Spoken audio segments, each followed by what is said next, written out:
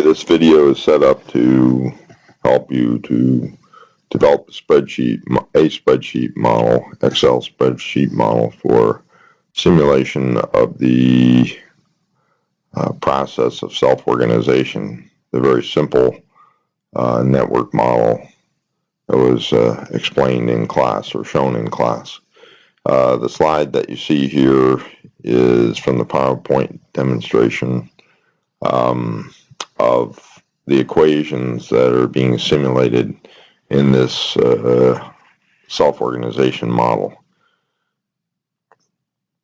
The equations are the balance for nutrients in the water, the labile organic, so nutrients is capital N, labile organics is capital Q, oxygen concentration, which is capital X, and the non-labile organic mass, which is given by capital Q or capital G.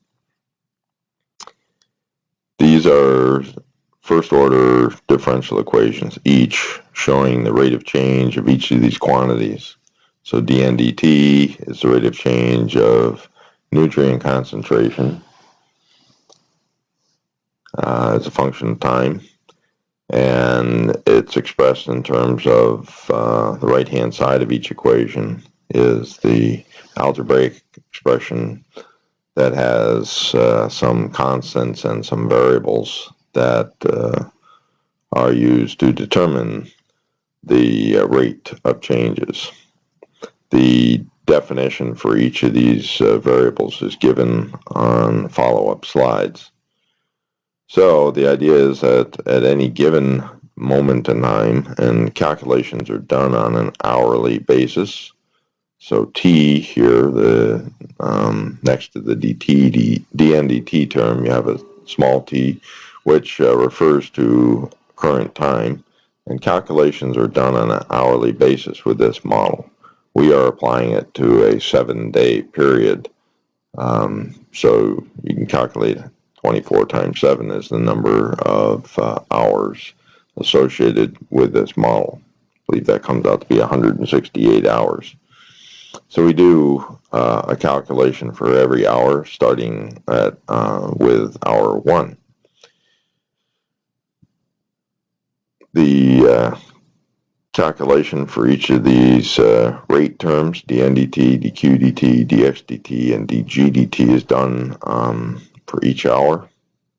And then the concentrations are updated then by taking those rate of changes and multiplying them times the time step, which in our case is 1 hour, and then adding the variable that was there for the previous hour.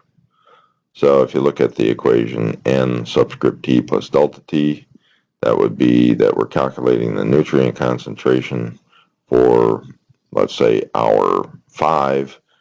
That would be the equal to the concentration for hour 4 plus this rate of change dN dt calculated at hour 4 multiplied by a time step, which in this case is 1 hour.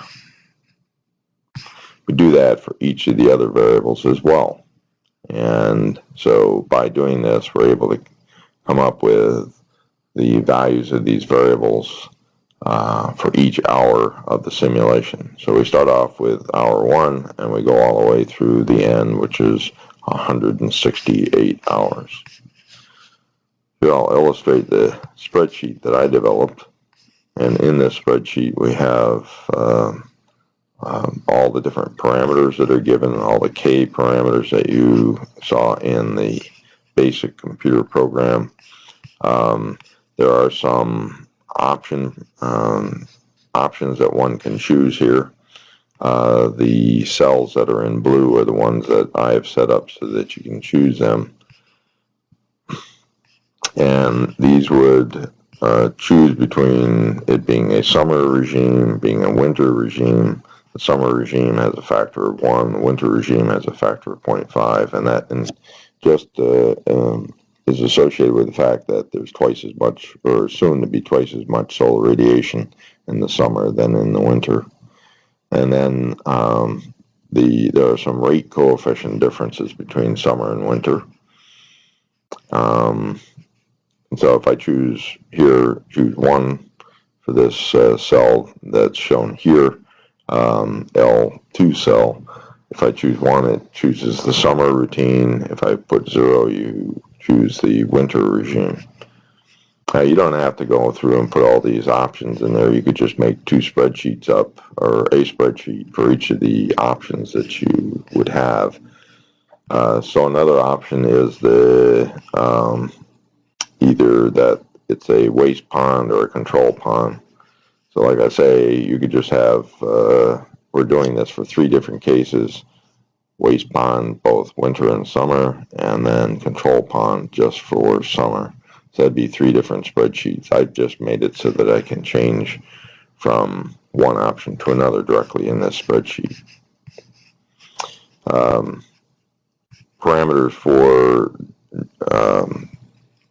several of the quantities, such as the initial values for the variables, like the nutrient concentration. The initial value is set equal to 3. The J, which is the flux of nutrients coming into the pond, is either this number 0.0004 or it's 0. If it's a waste pond, it's 0.0004. If it's a control pond, it's 0.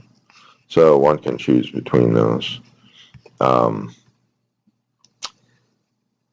The initial oxygen concentration is 6. Like I said, the initial nutrient concentration is 3. And the initial labile organic concentration is 100. All right, so we set these things up, and we do the calculations in rows like this. So here's the time.